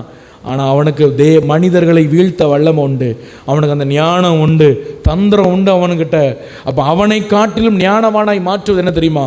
இந்த வேத வசனம் தான். ஹல்லேலூயா, அல்லேலூயா. ஆமாம், வேத வசனத்தின் எவ்வளவு தூரம் வாசித்து நீங்கள் ஜபிக்கிறீங்களோ அவ்வளோ தூரம் உங்கள் நினைவெல்லாம் கர்த்தராக இருக்கிறார். அந்த கர்த்தருடைய நினைவு உங்களுக்கு உண்டாக பிரைஸ் தி லார்ட், உங்கள் வாழ்க்கையே மாறுகிறது. நீங்கள் உங்கள் குணங்கள் மாறுகிறது, உங்கள் கேரக்டர் மாறுகிறது. அல்லேலூயா. ஒரு மலை நாட்டில், ஒரு மலை பிரதேசம், ஒரு காட்டுவாசிகள் வாழ்கிற ஒரு இடத்துல ஒரு நாத்திகன் நடந்து போய் கொண்டிருந்தானா. நாத்திகன்னா தெரியும்ல, கடவுள் இல்லைன்னு சொல்கிறவன். அவன் நடந்து போய் கொண்டிருந்தானா. அப்போ தூரத்தில் ஒருத்தன் சின்ன ஒரு துண்டை மட்டும் கெட்டிக்கிட்டு, அவன் ஒரு காட்டுவாசி, ஒரு குட்டி பைபிள் எடுத்து வாசிட்டு இருந்தானா. இவன் பக்கத்தில் போய் பார்க்குறானா, இவன் பைபிள் படிச்சுட்டு இருக்கான். இவனுக்கு பயங்கர கோபம். கடவுள்னே ஒன்று இல்லைப்பா, தெய்வம்னே ஒன்று இல்லை, நீ எதுக்கு உன் நேரத்தை இப்படி உட்காந்து பைபிள் படிச்சு நீ வேஸ்ட் பண்ணுற? இந்த உலகத்தில், இந்த உலகம்லாம் சும்மா அப்படியே வந்துட்டு, அப்படியே ஒரு அணு உலை அப்படி வெடித்து சிதறினாலும் இந்த உலகம் உண்டாயிற்று. கடவுள்லாம் அந்த உலகத்தை உருவாக்கலை. அப்போ அந்த காட்டுவாசி சொன்னானா, இந்த உலகம் எப்படி உண்டாயிடுச்சு அது எல்லாம் நீ என்னெல்லாமோ சொல்கிற, எனக்கு ஒன்றும் புரியல, ஆனால் இயேசுன்னு ஒருத்தர் இருக்கிறார், அது உண்மை அப்படின்னானா.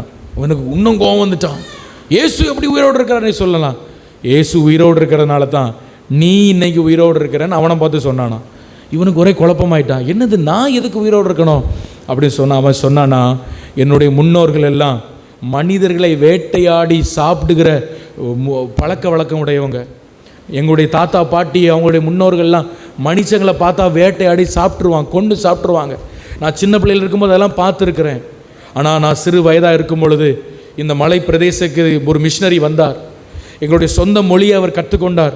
எங்கள் சொந்த மொழியில் பைபிளை மொழிபெயர்த்தார். எங்கள் சொந்த மொழியில் எங்களுக்கு இயேசுவை பற்றி சொன்னார். அந்த பைபிளை கொடுத்து விட்டு அவர் இறந்து போனார். இன்றைக்கி அந்த பைபிளை வாசிக்க நான் மனுஷனாக மாறிட்டேன், ஒரு உண்மையுள்ள ஜீவனுள்ள ஒரு புது சிருஷ்டியாக மாறிட்டேன். அதனால தான் நீ என் உயிரோடு பேசிகிட்டு இருக்க. இயேசு உயிருள்ளர் என்பதற்கு இது ஒன்றே சாட்சி. நானா அந்த நாத்திகனுக்கு ஒன்றும் பேச முடியலை. அல்லேலூயா. இந்த வேத வசனம் ஒரு மனுஷனுடைய குணாதிசயங்களை மாற்றுகிறது, அவருடைய கேரக்டரை மாற்றுகிறது. இந்த வசனத்தை வாசி ஜபிக்க உங்கள் நினைவெல்லாம் மாறிடும். உங்களுக்கு புதிய புதிய எண்ணங்கள் வரும். அல்லேலூயா. நீங்கள் தொழில் செய்கிறீங்களா, வியாபாரம் செய்கிறீங்களா, அதை எப்படி செய்யலாங்கிற ஒரு பெரிய ஞானம் உங்களுக்கு கர்த்தர் தருவார். இதை பேசி, இதை சொல்லி, இதை செய்கிற ஒரு ஞானம் உங்களுக்கு கர்த்தர் தருவார். அல்லேலூயா. நான் தாழ்மையாக சொன்ன போனால் என் குடும்பத்திலேயே ஒன்றுமே தெரியாத ஒரு ஆள்னா நான் தான். சிறு வயதிலிருந்து இவெல்லாம் என்ன வாழ்க்கையில் செய்ய போகிறான்னு யோசித்த ஒரு ஆள் உண்டுனா அது நான் தான். ஏன்னா என் கூட பிறந்தவங்க நல்லா படிப்பாங்க, என் சொந்தக்காரங்க எல்லாம் நல்லா படித்த நல்லா எல்லாம், ஆனால் படிப்பும் வராது, ஒன்றும் வராது, எந்த திறமையும் இல்லாத ஒரு ஆள் நான் தான். என்னை வேதாகம் கல்லூரியில் நான் முதல்ல போய் இருக்கும் பொழுது ஒரு பாஸ்டர் ஒரு கேள்வி கேட்டார். யாருக்கு பைபிள் படித்து நல்லா தியானிக்கணும்னு ஆசை இருக்குது என்கிட்ட வாங்கன்னு சொன்னார். முதல்ல ஆளாக பைபிளை தூக்கிட்டு போன ஆள் யாரும் நானாக்கும். ஏன்னா அப்போ பைபிள் வாசிக்க தெரியாது, வாசிக்க தெரியும், தியானிக்க தெரியாது. பைபிளையும் டைரியும் எடுத்துகிட்டு அவர்கிட்ட போனேன். அவர் சொல்லி கொடுத்தார், எனக்கு ஒன்றுமே புரியலை. அப்புறம் இன்னொரு போதகர், அவருக்கு பேர் ராஜன் டேவிட் லிவிங்ஸ்டன். அந்த போதகர் ஒரு நாள் வகுப்பில் வேதத்தை எப்படி நீங்கள் தியானிக்கணும்னு ஒரு நாள் சின்னதாக ஒரு வகுப்படுத்தார். அது ரொம்ப பிரயோஜனமாக இருந்தது. அதை வைத்து ஒவ்வொரு நாளும் வேதத்தை நான் எடுத்து தியானிப்பேன், வேதத்தை ஒவ்வொரு நாளும் எடுத்து வாசிப்பேன். அல்லேலூயா, அல்லேலூயா. பல அதிகாரங்கள் திரும்ப வாசிச்சிருக்கிறேன். ஆனால் அப்படி வாசிக்க என்ன நடந்தது தெரியுமா? கர்த்தருடைய ஞானம் உண்டானது. அல்லேலூயா. 99ஆம் வசனம் வாசிங்க. அதே 119 99. உம்முடைய சாட்சிகள் என் தியானமாக இருக்கிறபடியால் எனக்கு போதித்தவர்கள் எல்லாரிலும் அறிவுள்ளவனாக இருக்கிறேன். அல்லேலூயா. எனக்கு அறிவு வந்துட்டு, எனக்கு ஞானம் வந்துட்டு, என்னுடைய பேச்சு மாறிச்சு, என்னுடைய குணம் மாறிச்சு, என்னுடைய நடை உடை பாவனைகள் மாறிச்சு. எல்லாம் இந்த பைபிள்னால தான். இந்த பைபிளை வாசிக்க தியானிக்க அல்லேலூயா. ஃபஸ்ட் கிளாஸ் மார்க் எடுத்து அந்த டிகிரியை முடித்து வெளியே வர ஆண்டவர் ஒரு பெரிய ஞானத்தை எனக்கு தந்தார். அல்லேலூயா. ஒரு பாடம் படித்தா புக்கை மூடனா அடுத்த நிமிஷம் மறந்துடும். அப்படி இருந்த எனக்கு ஒரு பெரிய ஞானம், தெய்வீக ஞானம் உண்டானது. அது நான் முக்கியமாக நான் சொல்லுவேன், இந்த வேதத்திலிருந்து தான், அந்த வேத வசனம் தான். அல்லேலூயா. அதை 100ஆம் வசனத்தில் பாருங்கள், தாவீது சொல்லுகிறார், நீர் உம்முடைய கட்டளைகளை நான் கை கொள்றதுனால முதியோரை பார்க்கிலும் நான் ஞானமுள்ளவனாக இருக்கிறேன். முதியோரை பார்க்கிலும் ஞானமுள்ளவனாக இருக்கு. அப்படின்னா என் அனுபவம் அதிகரிக்கிறது. 101ஆம் வசனத்தில் உம்முடைய வசனத்தை நான் காத்து நடக்கும்படி சகல பொல்லாத வழிகளுக்கும் என் கால்களை விளக்குகிறேன். அல்லேலூயா சொல்லுங்க. அல்லேலூயா. பிசாசு எவ்வளவோ கண்ணிகளை வைக்கிறான், என்னை அழிக்கிறது எவ்வளவோ பிரச்சனைகளை வைக்கிறான். ஆனால் எல்லாவற்றிலும் நான் தப்புறேன். எப்படி தெரியுமா? அவருடைய வசனம் என் தியானமாக இருக்கிறபடியால், வசனத்தை வைத்து நான் ஜெபிக்கிறவனாக இருக்கிறபடியால். ஆமென்னு சொல்லுங்க. ஹல்லேலூயா. ஸோ கர்த்தரை நினைக்கிறது ரெண்டு விதத்தில் நான் சொன்னேன். ஒன்று இந்த வேதத்தை வாசித்து அதை வாசிக்கிறதுனால, இன்னொன்று அதை தியானித்து ஜெபமாய் மாற்றுவதனால. ரெண்டு விஷயம் நீங்கள் செய்யணும். ஒரு சிம்பிளான விஷயந்தான் இன்னைக்கு, ஆனால் ரொம்ப வல்லமையுள்ள விஷயத்தை நான் நீங்கள் கற்றுக் கொடுக்குறேன். ஹல்லேலூயா.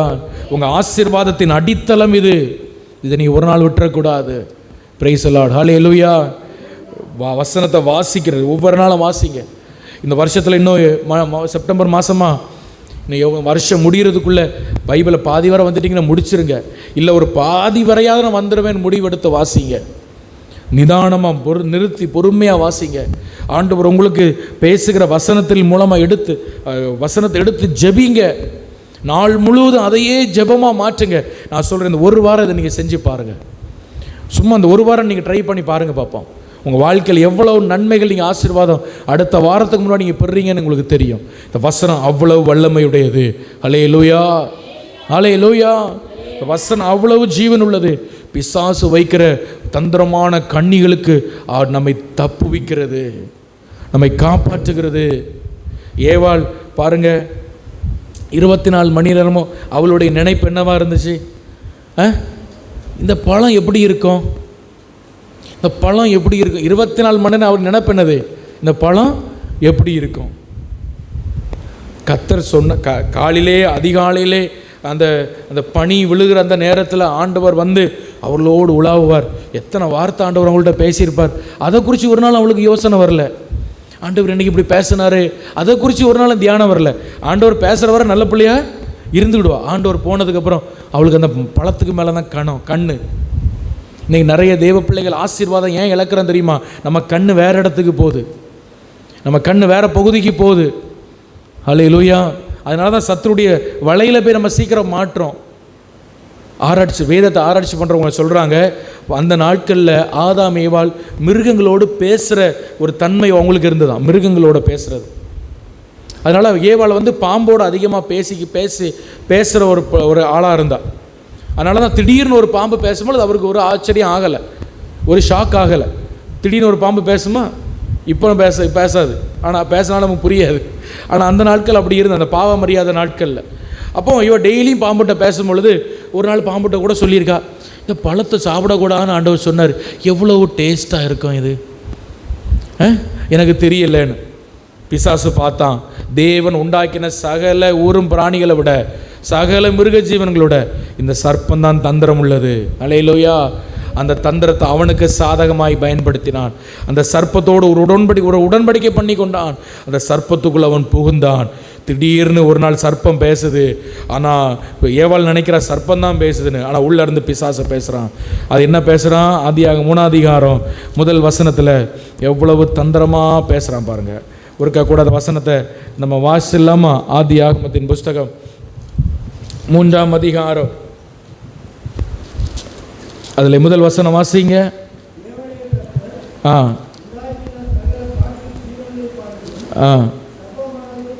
சர்ப்பமானது தந்திரம் உள்ளதாக இருந்தது. அது ஸ்திரியை நோக்கி, நீ தோட்டத்துள்ள சகல விருட்சங்களின் கனியையும் புசிக்க வேண்டாம் என்று தேவன் சொன்னதுண்டோ? அது வேற ஒரு கேள்வியும் கேட்கல. உன் புருஷன் எப்படி இருக்கான், நீ காலையில் சாப்பிட்டியா, குளிச்சியா, பல்லு விளக்குனியா, ஆண்டவர் என்ன சொன்னார், இந்த தோட்டத்தில் எத்தனை இடம், எவ்வளோ ஏக்கர் இருக்குது, நீ அளந்தியா, பாத்தியா, எத்தனை நதி ஓடுது, ஒரு கேள்வி கேட்கல. இவக்கு மண்டைக்குள்ளே என்ன ஓடுதுன்னு அவன் தெரியுது அவனுக்கு. அல்லேலூயா. உங்கள் நினைவுகள் பிசாசு பார்க்கிறான், தேவன் பார்க்கிற மாதிரி பிசாசும் பார்க்கிறான். அல்லேலூயா. இவ 24 மணி நேரம் அந்த பழத்தை தான் பார்த்துட்டு இருக்கிறா. கர்த்தரை விட்டுட்டா இவளுக்கு பெருசு இந்த என்னதான், இந்த பழம்தான். கர்த்தரை விட்டுட்டு எதை நம்ம முக்கியமாக நினைக்கிறோமோ அதுதான் நம்ம வாழ்க்கையை வீழ்த்தோம். நான் திரும்ப சொல்கிறேன், கர்த்தரை விட்டுட்டு, கர்த்தரை விட அதிகமாக எதுக்கு நம்ம அதிக முக்கியத்துவம் கொடுக்குறோமோ அதுதான் நம்ம வாழ்க்கையை வீழ்த்தோம். அப்போது இவன் சொல்கிறான், ஆண்டவர் வந்து எதை சாப்பிடக்கூடாதுன்னு சொன்னது உண்டோ? ஆமாம் சாப்பிடக்கூடாது. அப்படி இல்லை, ஆண்டவருக்கு உங்கள் மேலே பொறாமை, நீங்கள் அவரை போல் மாறிடக்கூடாதுன்னு சாப்பிட சொல்லியிருக்காரு, சாப்பிடக்கூடாதுன்னு சொல்லியிருக்காரு, நீ சும்மா சாப்பிட்டு பாருன்னு. அவன் சாப்பிட்டுட்டு இல்லாமல் புருஷனுக்கு கொண்டு கொடுத்தா. அன்னையிலேருந்து வேதம் சொல்கிறது, பூமியிலே பாவங்களும் சாபங்களும் வந்தது. அல்லேலூயா, அல்லேலூயா. அப்போ எனக்குள்ள ஒரு தூய சிந்தனை வேண்டும், எனக்குள்ள ஒரு தூய சிந்தனை வேண்டும். ஆண்டவர்கிட்ட நீங்கள் கேட்கணும், ஏசப்பா ஒவ்வொரு நாளும் காலையில் எழும்பி, ஆண்டவரே என் சிந்தனையை உங்கள் ரத்தத்தால் கழுவும் ஆண்டவரே. அந்த கொல்கதா மேட்டிலேரில் அந்த பரிசுத்த ரத்தம் எனக்காக சிந்தினீரே ஆண்டவரே, அந்த ரத்தத்தை என் மேலே ஊற்று, என் சிந்தையில் ஊற்று ஆண்டவரே அப்படின்னு சொல்லி நீங்கள் ஒவ்வொரு நாளும் அப்படி ரத்தத்தால் நீங்கள் கழுவப்பட வேண்டும். ஆமேன்னு சொல்லுங்கள். அல்லேலூயா, அல்லேலூயா. அப்படி கழுவும் போது உங்கள் சிந்தைகள் பரிசுத்தமாக இருக்கும். உங்கள் சிந்தைகள், அசுத்த சிந்தைகள் உங்களை விட்டு மாறும். தேவையில்லாத பாரத்தின் சிந்தைகள் உங்களை விட்டு மாறும். அதுக்கு பிறகு நீங்கள் வேதத்தை எடுத்து வாசித்து ஜெபித்து அதை தியானித்து ஜெபிக்கும் பொழுது, ஆமென், நாள் முழுவதும் அது தியானமாக இருக்கும் பொழுது நீங்கள் கர்த்தரை நினைப்பீங்க. ஐஸ்வர்யத்தை சம்பாதிக்கிற பலனை ஆண்டவர் உங்களுக்கு தருவார். அல்லேலூயா. நம்ம எல்லாரும் முழங்கால் பண்ணிட்டு ஜெபம் பண்ணலாம். Thank you Jesus, thank you Jesus. நன்றி ஆண்டவரே. கர்த்தரை நினைப்பாயாக என்று சொன்ன அந்த சின்ன வார்த்தையில் ஒரு மிகப்பெரிய ஆசீர்வாதம் அதுக்குள்ளே இருக்கிறது. ஹல்லேலூயா. நம்ம கர்த்தரை நினைக்கிறோமா அப்படின்னு நம்ம யோசிச்சு பார்க்கணும். நினைக்கிறதுன்னு சொன்னால் சும்மா ஆண்டவரை யோசிக்கிறதில்ல, அதுக்குள்ளே வேதத்தை தியானிக்கிறது, வாசிக்கிறது, அதை வைத்து ஜெபிக்கிற அந்த பழக்கம் நமக்கு இருக்குதான்னு யோசித்து பாருங்கள். ஹல்லேலூயா. இந்த வேதத்தை எத்தனை முறை நீங்கள் படித்து முடிச்சிருக்கீங்க யோசித்து பாருங்கள். வேதத்தை எத்தனை முறை ஒரு நாளைக்கு எடுத்து படிக்கிறீங்க யோசித்து பாருங்கள். வேதத்தை ஒருவேளை எடுத்து வாசிக்க தெரியலை, எனக்கு எழுத்த படிக்க தெரியலனா வேதம் நாங்கள் சொல்லுகிற வசனங்களை எடுத்து ஹல்லேலூயா வாசிங்க. உங்கள் சிந்தனைகள் பரிசுத்தமாகட்டும். ஹல்லேலூயா. கேளுங்க, ஆண்டவரே என் சிந்தனை மண்டலங்களை பரிசுத்தப்படுத்தும். ஆண்டவரே என் சிந்தனை மண்டலத்தை பரிசுத்தப்படுத்தணும். எல்லாரும் வாய்களை திறந்து எல்லாரும் ஒரு வார்த்தை சொல்லுங்கள். நம்முடைய சிந்தனைகள் சரியானா நம்ம வாழ்க்கை சரியாகும். ஹல்லேலூயா, ஹல்லேலூயா. ஆண்டவரே உம்முடைய பரிசுத்த இரத்தத்தால் என் சிந்தனைகளை கழுவி சுத்திகரியும், என் சிந்தனைகளை கழுவி சுத்திகரியும், என் சிந்தனைகளை கழுவி சுத்திகரியும். ஹல்லேலூயா, ஹல்லேலூயா. உம்முடைய பரிசுத்த இரத்தம் என் சிந்தனைகளை கழுவி சுத்திகரிக்கட்டும். தினமும் இந்த ஜெபத்தை நீங்கள் செய்யணும், தினமும் செய்யணும். இந்த ஜெபத்தை செய்யாமல் நீங்கள் வெளியே வரவே கூடாது வீட்டை விட்டு. என் சிந்தனைகளை பரிசுத்தப்படுத்தும். ஒரு ராபா சந்தாடா தி காபா டாலா ராபா. நான் நல்லதை சிந்திக்கணும், நல்லதை பேசணும், தூய்மையானதை சிந்திக்கணும். என் கண்மலையும் என் மீட்பருமாகிய கர்த்தாவே, என் வாயின் வார்த்தையும் என் இருதயத்தின் தியானமும் உமக்கு பிரியமாக இருக்கட்டும் ஆண்டவரே. ஹல்லேலூயா, ஹல்லேலூயா, ஹல்லேலூயா.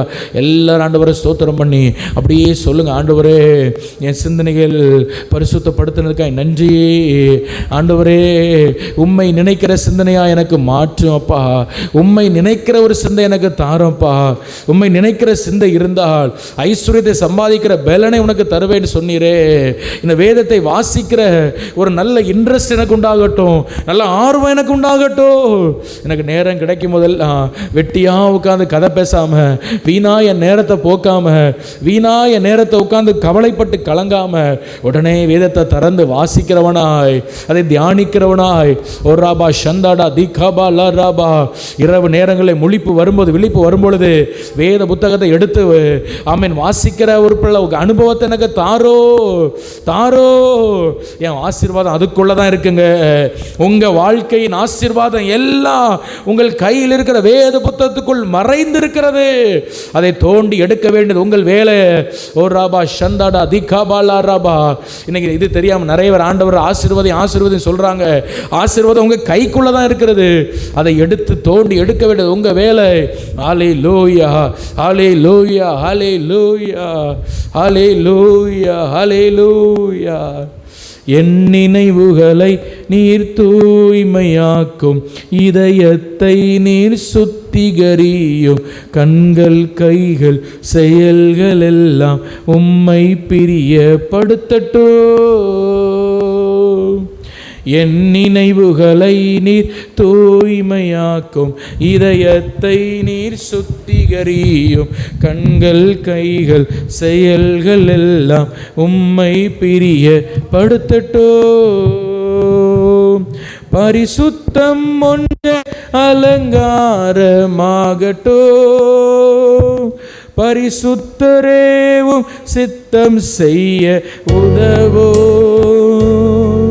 பரிசுத்தம் ஒன்றே அலங்காரமாகட்டோ. பரிசுத்தரேவும் சித்தம் செய்ய உதவோ. என் நினைவுகளை நீ தூய்மையாக்கும். இதயத்தை நீர் சுத்திகரியும். கண்கள் கைகள் செயல்கள் எல்லாம் உம்மை பிரியப்படுத்தட்டோ. என் நினைவுகளை நீர் தூய்மையாக்கும். இதயத்தை நீர் சுத்திகரியும். கண்கள் கைகள் செயல்கள் எல்லாம் உம்மை பிரியப்படுத்தட்டோ. பரிசுத்தம் ஒன்றே அலங்காரமாகட்டோ. பரிசுத்தரேவும் சித்தம் செய்ய உதவோ. பரிசுத்தம் ஒன்றே அலங்காரமாகட்டோ. பரிசுத்தரேவும் சித்தம் செய்ய உதவோ. ஒரு விசை கூட பரிசுத்தம் ஒன்றே. பரிசுத்தம் ஒன்றே அலங்காரமாகட்டோ. பரிசுத்தரேவும் சித்தம் செய்ய. எல்லாரும் பாடலாமா? பரிசுத்தம் ஒன்றே. பரிசுத்தம் ஒன்றே அலங்காரமாகட்டோ. பரிசுத்தரேவும் சித்தம் செய்ய உதவோ. என் நினைவுகளை நீர் தூய்மையாக்கும். இதயத்தை நீர் சுத்திகரியும். கண்கள் கைகள் செயல்கள் எல்லாம் உம்மை பிரியப்படுத்தட்டோ. என் நினைவுகளை நீர் தூய்மையாக்கும். இதயத்தை நீர் சுத்திகரியும். கண்கள் கைகள் செயல்கள் எல்லாம் உம்மை பிரியப்படுத்தட்டோ.